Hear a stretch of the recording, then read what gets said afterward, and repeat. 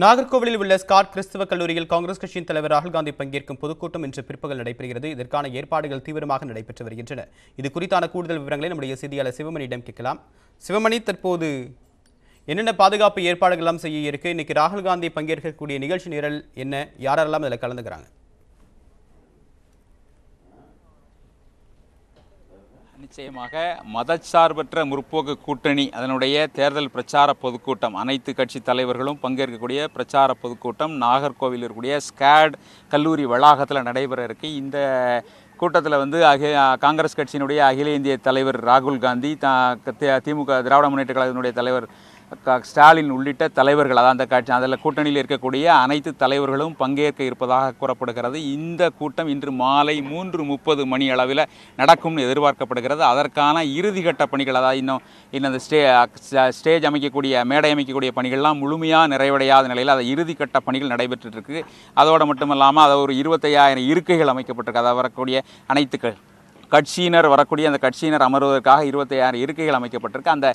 அந்த பணிகள் இறுதி கட்டத்தை எட்டியிருக்கு அப்படிங்கிற நிலை தற்போது காணப்படுகிறது. அடுத்த கட்டமாக, அதாவது ராகுல் காந்தி வருகையை பொறுத்த வரைக்கும் பார்த்தோம் அப்படின்னா, ராகுல் காந்தி இன்று காலை சென்னை வரக்கூடிய அவர் இன்று அங்கிருந்து மதியம் வாக்கில் அங்கிருந்து கிளம்பி திருவனந்தபுரம் வரை தனி விமானத்தில் வரக்கூடிய அவர் அங்கிருந்து ஹெலிகாப்டர் மூலமாக இந்த ஸ்காட் கல்லூரி வளாகத்தில் அமைக்கக்கூடிய அந்த ஹெலிபேட் தளத்தில் இறங்குகிறார். அங்கிருந்து கார் மூலமாக அங்கே ஒரு 500 மீட்டர் தொலைவில் இருக்கிற மேடைக்கு வரக்கூடிய அவர் இங்கிருந்து 5:30 மணி வரைக்கும் இந்த நிகழ்வு நடக்கக்கூடும். அதாவது 4 மணிக்கு துவங்கி 5:30 மணி வரைக்கும் நடக்கக்கூடும் அப்படின்னு எதிர்பார்க்கப்படுகிறது.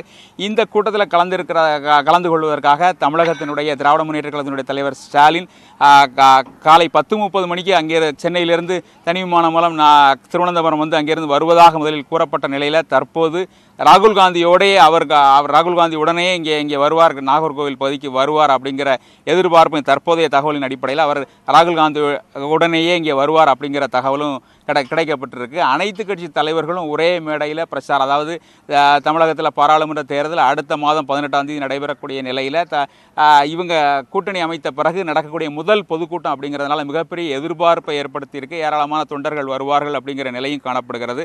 இதற்காக நாகர்கோவில் நகர்ப்பகுதியில் சாலைகளில் வைக்கப்பட்ட நேற்றைக்கு கட் அவுட்டுகள்லாம் வைக்கப்பட்டிருந்துச்சு. அந்த கட் அவுட்டுகள்லாம் தேர்தல் விதிமுறை மீறல் அப்படிங்கிறதுனால அவை முழுமையும் அகற்றப்பட்டிருக்கு. இந்த ஸ்காட் கல்லூரி வளாகத்தில் முழுவதுமாக அவர்களுடைய கட் அவுட்டுகள் உள்ளிட்ட வரவேற்பு பதாகைகள்லாம் வைக்கப்பட்டிருக்கிற நிலை காணப்படுகிறது.